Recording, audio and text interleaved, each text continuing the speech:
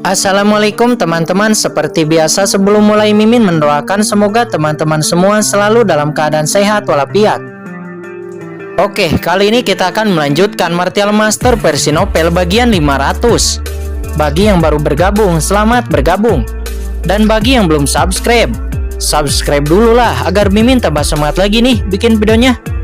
Oke, kalau sudah kita langsung masuk ke isi cerita.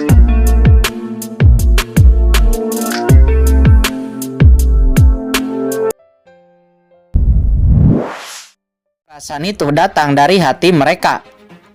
Nah, Qingchen, aku tidak menyangka kamu baru saja menembus dunia kecil dan kekuatan jiwamu telah meningkat pesat. Ini hampir mendekati level Raja Iblis atas, kata Lao Yuan. Dia merasakan kekuatan jiwa Qingchen telah meningkat 3 kali lipat.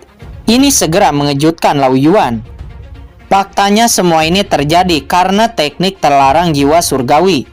Tanpa teknik terlarang jiwa surgawi, kekuatan jiwa Qingchen hanya akan meningkat sedikit. Tetapi dengan teknik terlarang jiwa surgawi, kekuatan jiwanya telah meningkat 3 kali lipat. Qingchen tersenyum tipis dan mulai mengemas barang rampasan yang dia dapatkan sebelumnya. Banyak dari cincin penyimpanan ini memiliki batu asli, tetapi batu asli ini tidak ada artinya bagi Qingchen sekarang.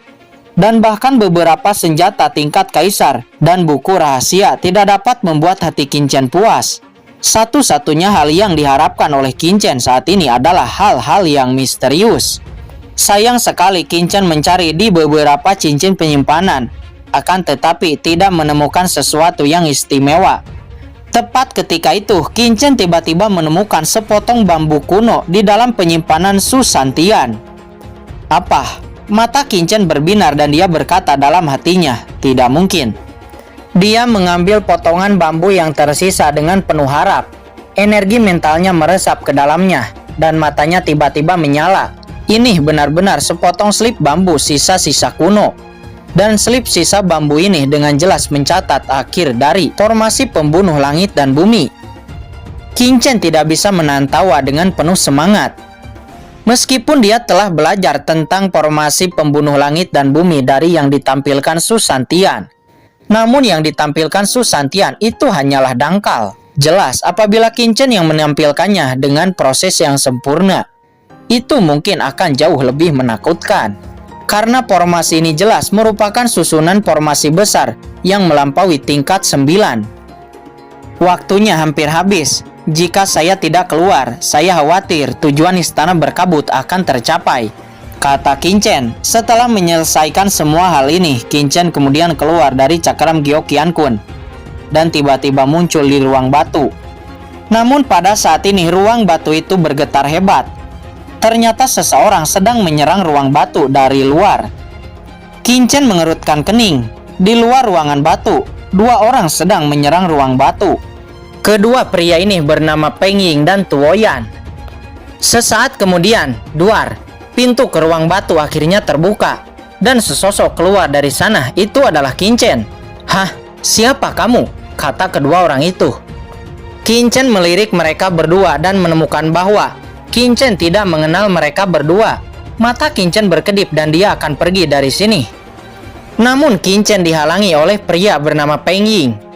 Apa yang ingin kalian berdua lakukan? Kata Qingchen, dia mengerutkan kening. Hahaha, adik kecil. Saya tidak tahu harta apa yang ada di ruangan batu ini. Mengapa kamu tidak memberitahu kami? Kata Peng Ying, dia berkata sambil tersenyum. Maaf, saya tidak tertarik. Tapi tolong tinggalkan kalian berdua. Kalau tidak, kata Qingchen, dia menyipitkan matanya. Kalau tidak apa, saudaraku? Mengapa kamu harus begitu pelit? Bunuh dia, ambil hartanya. Kata keduanya, mereka berdua mengeluarkan niat membunuh ke arah Qingchen. Oh, kamu mencari kematian sendiri. Kamu tidak bisa menyalahkan tuan muda ini karena tidak bersikap baik. Kata Qingchen, dia menghela napas dalam. Kedua orang ini mencari kematiannya sendiri. Qingchen akan melayaninya, apalagi kekuatan Qingchen telah meningkat beberapa kali. Dan dia sedang mencari seseorang untuk menguji kekuatannya. Apa? Keduanya mengerutkan kening, merasa sedikit ada yang aneh, karena ekspresi Qingchen terlalu tenang, tidak panik sama sekali. Tetapi mereka telah merasakan bahwa tidak ada seorang pun di sekitar sini. Dan kultivasi Qingchen hanyalah tahap akhir Martial Emperor. Dari mana kepercayaan orang ini? Ayo, jatuhkan dia dulu, kata Qingchen seraya menyerang ke arah Peng Ying. Nah, kamu mencari kematian, kata Peng Ying. Dia jelas tidak menyangka bahwa dia belum melakukannya, tetapi Qingchen telah melakukannya lebih dulu. Melihat Qingchen bergegas ke arahnya, Peng Ying dengan cepat merilis domain luar angkasanya. Hahaha, waktu yang tepat. Qingchen tersenyum. Domain luar angkasanya juga dirilis. Duar hanya mendengar serangkaian ledakan di kehampaan. Aturan ruang Qingchen keluar dan dia segera mendapatkan kembali kendali atas kehampaan di sekitarnya. Apa? Bagaimana aturan ruangmu bisa begitu kuat? Peng Ying terkejut. Dia dapat dengan jelas merasakan bahwa domain luar angkasanya telah rusak oleh domain luar angkasa lawan. Peng Ying hanya merasa kekuatan ruang yang mengerikan menekan seluruh tubuhnya. Di saat yang sama, pedang kuno Banyue muncul di tangan Qingchen dan itu langsung diayunkan ke arah Peng Ying. Peng Ying terkejut, dia bahkan tidak punya waktu untuk bereaksi. Segera satu tangannya terpotong. Tidak berhenti di situ, tebasan pedang kedua langsung mengambil nyawanya. Apa? Ekspresi Tuoyan ngeri. Peng Ying mungkin tidak sekuat dia. Akan tetapi, dia tidak menyangka Peng Ying akan mati dalam sekejap. Kekuatan lawan di luar imajinasinya. Apakah ini benar-benar hanya tahap akhir Martial Emperor? Kata Tuoyan, dia tidak berani lagi untuk melawan Qingchen. Dia langsung berbalik dan ingin melarikan diri. Akan tetapi, bagaimana Qingchen bisa melepaskannya? Pedang kuno Banyue kembali diayunkan. Cahaya pedang yang menakutkan langsung menebas punggung Tuoyan. Badan dan kepalanya dipotong menjadi dua, dan dia jatuh ke tanah, berubah menjadi kabut darah. Qingchen kemudian menarik cincin penyimpanan Peng Ying dan Tuoyan. Setelah itu, Qingchen menyapu jauh ke dalam lorong. Jiali, kuharap kamu tidak bertemu denganku. Cahaya dingin melintas di mata Qingchen sebelum akhirnya dia menghilang. Scene berpindah saat ini di tempat lain, tepatnya di tengah lorong istana ini. Ada tempat terbuka. Di atas tempat terbuka, banyak orang kuat berkumpul di sana saat ini. Inilah akhir dari banyak lorong. Di aula yang gelap gulita, tidak ada jalan ke depan. Hanya ada pilar besi logam persegi yang berdiri di tengah aula. Di tengah aula banyak master telah tiba. Sangguan Gupeng, Iblis Penelan Surga, Kaisar Jijing, Presiden Gong Sunje dan yang lainnya berkumpul di sini satu demi satu. Bahkan ada banyak penguasa dari kota Tianlei yang telah tiba di sini, menatap pilar besi logam di depan. Semuanya, apa yang harus kita lakukan selanjutnya? Banyak orang memiliki ekspresi suram ketika mereka tiba di sini. Semua orang tidak memiliki arah, kecuali pilar besi yang tidak diketahui ini. Aula itu sangat aneh, penuh dengan berbagai batasan dan pola. Mungkinkah ini ujung aula? Banyak orang datang dengan spekulasi ini, tetapi mereka tertekan karena mereka belum menerima banyak manfaat. Seluruh istana sangat berbahaya, tetapi hanya sedikit orang yang mendapat harta karun. Lao Jimo, apakah kamu melihat sesuatu? Semua orang memandang Lao Jimo. Dalam hal keterampilan ini, Lao Jimo harus menjadi yang paling hebat di lapangan. Lao Jimo kemudian mengeluarkan instrumen 7 bintang dan mengamati sekeliling dengan cermat. Ketika dia mengamati pilar besi di depan, dia tidak bisa menahan untuk mengerutkan kening. Lao Jimo, apa yang kamu temukan? Pilar besi ini harus berlubang, dan ada sesuatu di dalamnya, kata Lao Jimo berkata dengan suara yang rendah. Ada apa di sana? Semua orang terkejut dan langsung gembira. Setidaknya semua orang punya harapan. Saya tidak tahu. Lao Jimo menggelengkan kepalanya. Instrumen 7 bintang tidak maha kuasa. Dia hanya bisa mendeteksi apa yang ada di dalamnya, tapi tidak bisa mendeteksi apa itu. Kalau begitu, mengapa kita tidak bergandengan tangan untuk membuka pilar besi ini? Kata Sangguan Gupeng berkata dengan sungguh-sungguh. Lao Jimo menggelengkan kepalanya. Dia tidak tahu sekarang bagaimana cara membukanya. Semuanya, beri aku waktu dulu, kata Lao Jimo. Dia dengan hati-hati mempelajari pilar besi di depannya. Pada saat ini, Long Batian tersenyum dingin dan berjalan menuju Pung Qian Kun. Yang mulia, bukankah seharusnya sekarang Anda menunjukkan wajah asli Anda? Aku sangat tertarik padamu, kata Long Batian seraya tersenyum kepada Pung Qian Kun. Pemandangan yang tiba-tiba ini segera menarik perhatian semua orang. Mereka tidak mengerti mengapa Long Batian masih mencari masalah dengan pria misterius ini lagi. Namun semua orang senang menonton pertunjukan. Yang terbaik adalah bertarung satu sama lain. Tidak peduli siapa yang mati, setidaknya ada pertunjukan bagi mereka. Long Batian, apakah kamu harus menjadi musuh orang tua ini? Kata Pukian Kun, dia berkata dengan suara yang rendah. Dia dan Qin Chen berjalan melalui lorong yang berbeda, tetapi tidak menemukan sesuatu yang aneh di sepanjang jalan. Sampai akhirnya dia sampai di sini. Saya tidak peduli seberapa kuat kamu. Kamu tidak bisa terus menyembunyikan identitasmu. Tetapi orang tua ini sangat penasaran. Mengapa kamu, ahli teratas, menjadi pelayan anak itu? Dan dari mana asal-usul anak itu? Kata Long Batian, dia menyipitkan matanya. Dia sangat ingin tahu tentang identitas Qin Chen dan Pukian Kun. Bagaimana jika lelaki tua ini tidak ingin mengatakannya? Kata Pukian Kun dengan dingin. Hahaha, tuan mudamu sudah mati di tangan orang tua ini, kata Long Batian seraya tertawa. Hahaha, tiba-tiba Pukian Kun tersenyum. Dia percaya bahwa Long Batian pasti telah bertemu dengan Qin Chen. Akan tetapi, dia tidak percaya bahwa Long Batian dapat membunuh Qin Chen. Perlu dicatat bahwa dia sangat tahu bahwa Qin Chen membawa banyak orang. Dan terlebih lagi ada Lao Yuan bersama Qin Chen. Oleh karena itu, di saat Long Batian mengatakan bahwa dia membunuh Qin Chen, Pukian Kun sama sekali tidak percaya. Kamu ingin bertarung, mengapa repot-repot berbicara omong kosong? Kata Pukian Kun, dia mencibir. Benarkah? Long Batian tersenyum dingin. Dia kemudian mengulurkan tangannya. Segera bayangan naga muncul dan itu langsung menyerang ke arah Pukian Kun. Pukian Kun mendengus dingin, maju selangkah dan melontarkan pukulan. Tiba-tiba udara meledak dan bekas kepalan tangan yang menakutkan membumbung ke langit. Seperti seekor harimau hitam meraung, menghancurkan cakar naga besar itu. Hahaha, ini hanya permulaan. Long Batian tertawa terbahak-bahak.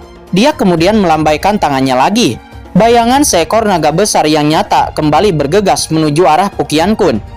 Berapa kali kamu ingin menyerang? Kamu tidak akan bisa membunuhku, kata Pukian Kun. Dia kemudian mengangkat tangannya lagi.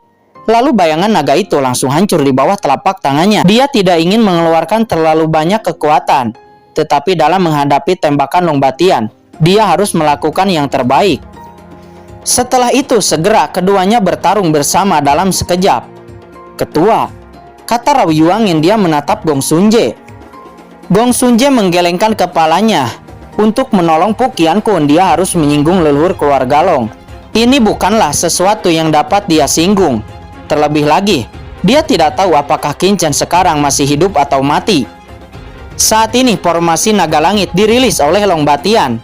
Long Batian tahu bahwa dia tidak bisa membunuh Pukian Kun jika hanya dengan bertarung seperti ini. Akhirnya dia hanya bisa merilis formasi naga langit. Segera serangkaian badai berbentuk naga muncul, menyegel Pukian Kun di dalamnya.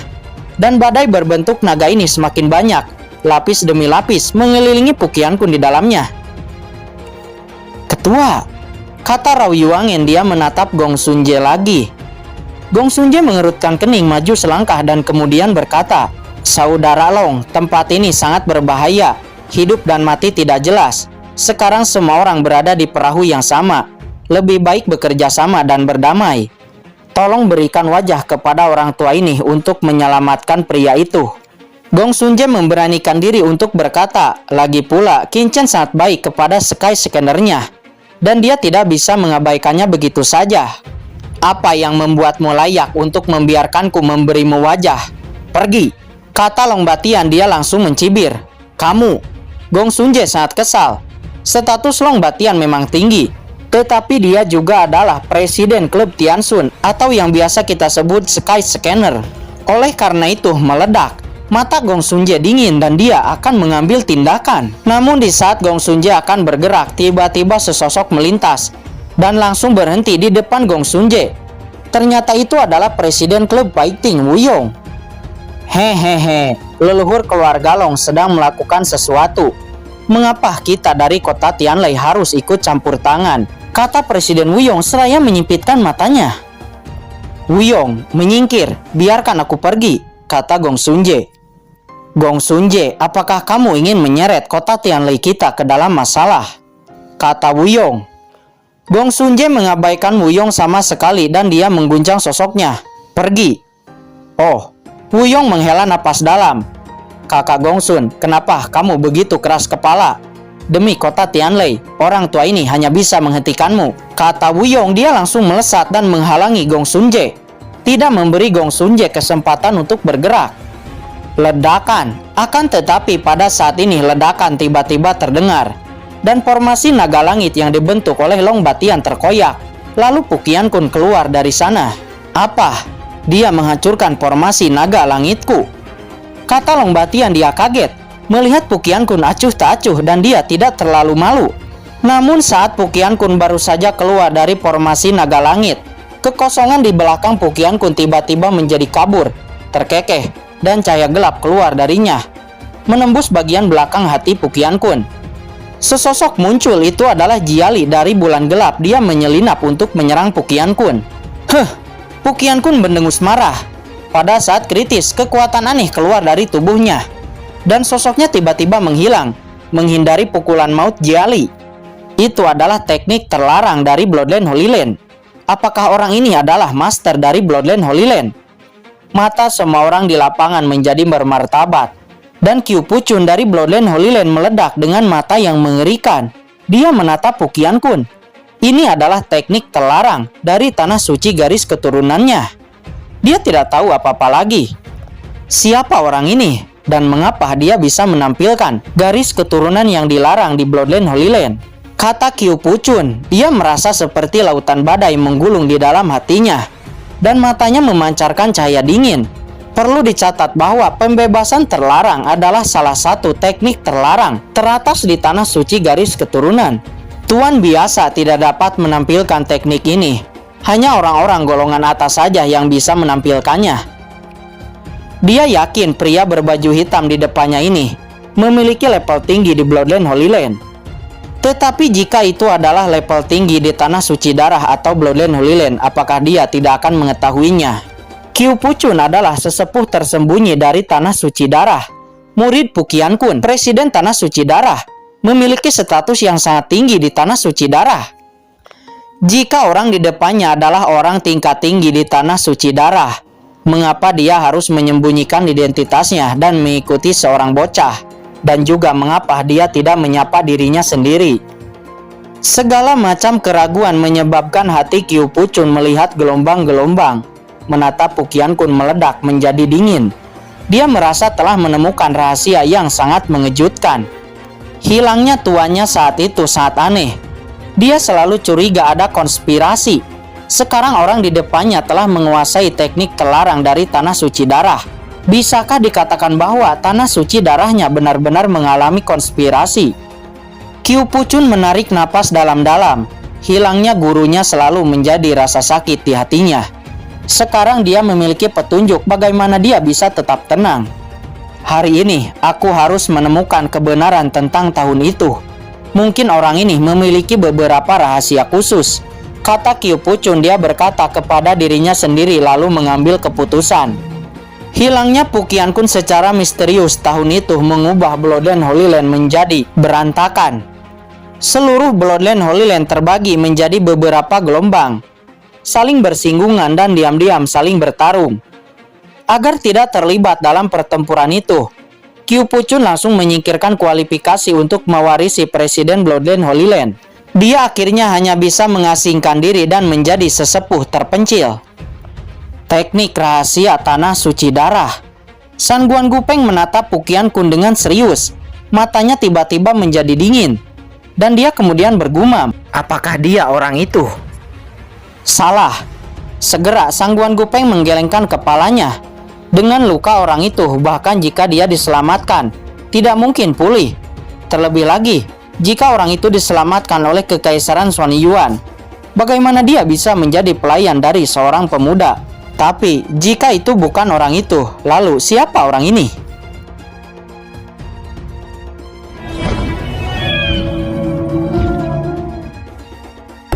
Oke guys, sudah dulu ya. Jangan lupa subrek biar lanjut terus ceritanya. Bagi yang sudah subrek, mudah-mudahan dimudahkan rezekinya. Mimin undur diri. See you next and goodbye.